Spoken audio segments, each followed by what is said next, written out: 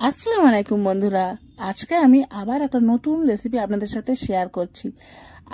আমি যেখান থেকে এই কুমড়ো ভর্তা বানিয়ে খেয়েছি সেখান থেকে আমি যখনই আমার বাড়িতে কুমড়ো থাকে আমি অল্প একটু রেখে দিই আর অবশ্যই এই ভর্তাটা বানাই।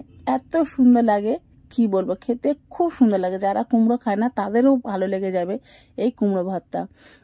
তাহলে চলুন দেরি না করে রেসিপিটি শুরু করে দিই। এখানে আমি অল্প কুমড়ো নিয়েছি আর পাতলা পাতলা সাইজে স্লাইসভাবে কেটে নিয়েছি। দেখুন, এটা ধুয়ে আমি রেখে দিয়েছি। এবার আমি একটা কড়া নিয়ে নেব, কড়াই সর্ষের তেল দিয়ে দেবো, দিয়ে এর মধ্যে আমি লঙ্কা একে একে সব জিনিসগুলো ভেজে নিয়ে নেব। প্রথমে আমি 3 থেকে 4টে শুকনো লঙ্কা দেবো, দিয়ে এটা আমি ভেজে নিয়ে নেব। আর সাথে দিয়ে দেবো রসুন দিয়ে দেবো। রসুনটা ছিলে এর মধ্যে দিয়ে খুব ভালোভাবে এটাও ভেজে নিয়ে নেব। একটু আস্তে করে দেবেন, কারণ রসুন উপর থেকে পুড়ে যাবে আর ভিতরে হবে না। একটু গ্যাসের ফ্লেমটা একটু আস্তে করে দেবেন আর দিয়ে রসুনটা খুব ভালোভাবে ভেজে নিয়ে নিতে হবে। নিয়ে দেখুন ঠিক এমন হয়ে গেলে তুলে নেব। এখানে আমার রসুনটাও হয়ে গেছে, এটাও আমি একটা প্লেটে তুলে নিয়ে নেব। নিয়ে এর মধ্যে আমি দিয়ে দেবো পেঁয়াজ। একটা পেঁয়াজ আমি এখানে দিয়ে দেবো, দিয়ে এটাও খুব ভালোভাবে একদম লাল করে ভাজতে হবে না, জাস্ট পেঁয়াজটা নরম হয়ে গেলে আমরা এখানে তুলে নিয়ে নেব। পেঁয়াজটা নরম হয়ে যাবে, কারণ খুব লাল করে ভাজলে ভালো লাগবে না। পেঁয়াজটা জাস্ট নরম হয়ে যাবে, আমরা পেঁয়াজটাকেও তুলে নিয়ে নেব। দেখছেন পেঁয়াজটা আমি কেমন ভেজেছি। এবার আমি এর মধ্যে দিয়ে দেবো 1/2 চামচ গোটা জিরে।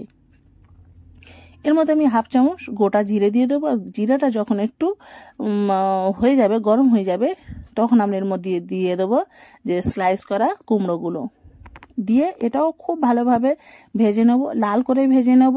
যেমনটা আমরা রসুন খুব ভালোভাবে এটা লাল করে ভেজে নেব। দেখছেন আমি কেমন করে ভাজছি, যেন কুমড়ো উপর থেকে লালও হয়ে যায় আর ভিতর থেকে সিদ্ধ হয়ে যায়। আর উপরে আমি লবণ হালকা করে দিয়ে দেবো, দিয়ে খুব ভালোভাবে এটা ভেজে নেব। একেবারে লাল লাল করে ভেজে নিতে হবে, পুড়িয়ে দেবো না। গ্যাসের ফ্লেমটা আস্তে করে দিয়ে এটা লাল লাল করে খুব ভালোভাবে ভেজে নিতে হবে। ঠিক এমনটা করে নিতে হবে। দেখছেন এখানে আমার কুমড়ো খুব ভালোভাবে ভেজে নেওয়া হয়ে গেছে। আর এবার আমি এটা একটা প্লেটে তুলে নেব। ঠিক এমনভাবে ভেজে নেবে যেন কুমড়ো সিদ্ধ হয়ে যায়, যেহেতু আমরা এটা ভর্তা ছানবো সেই জন্যে কুমড়োটা খুব ভালোভাবে ভেজে নেব। দেখুন এটা একে একে আমি সব প্লেটে তুলে নিয়ে নেব।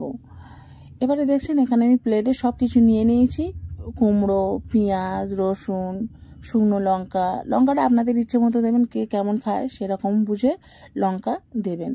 এখানে আমি সব নিয়ে নিয়েছি, নিয়ে এটা খুব ভালোভাবে ভর্তাটা বানিয়ে নেব। এখানে আমি লঙ্কাটা প্রথমে একটু সামান্য লবণ দিয়ে, যেহেতু আমি লবণ এর মধ্যে কুমড়োর মধ্যে দিয়েছি, আর অল্প লবণ দিয়ে আর পেঁয়াজ রসুন সব খুব ভালোভাবে মিক্স করে নেব।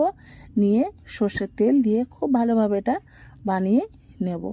দেখছেন, আর যারা এখানে আমি ধনেপাতা আমার পছন্দ না, যেহেতু কাঁচা ধনেপাতা আমার ভাতটাতে পছন্দ না, সেই জন্যে আমি ধনেপাতা দেবো না। যাদের ধনেপাতা পছন্দ তারা এখানে ধনেপাতাও দিতে পারেন।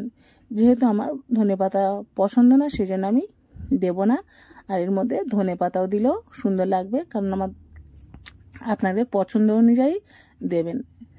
আর এটাই আমার খুবই পছন্দ, আমার খুব সুন্দর লেগেছে। আমি প্রায় আমার ঘরে কুমড়ো অল্প থাকলে আমি এটা বানিয়ে নিই, আর আমি কুমড়ো আনলেই অল্প রেখে দিই শুধু এই ভাতটা বানাবার জন্যে। দেখছেন এত সুন্দর খেতে লাগে কি বলবো। একবার হলেও অবশ্যই বাড়িতে ট্রাই করে দেখবেন। ট্রাই করে অবশ্যই আমাকে কমেন্ট করে জানাবেন যে আপনাদের কেমন লেগেছে। আর ভালো লাগলে খারাপ লাগলে কমেন্ট করবেন যে কেমন লেগেছে। একবার হলেও অবশ্যই ট্রাই করবেন। আজকের আমার এই রেসিপি আপনাদের কেমন লেগেছে অবশ্যই জানাবেন। আর আপনাদের আরও কি ভাতটা খেতে পছন্দ অবশ্যই বলবেন। দেখুন ভাতে খেতে এত সুন্দর লেগেছে কি বলবো। আজকের ভিডিও এই পর্যন্ত। আল্লাহ হাফিজ সবাই।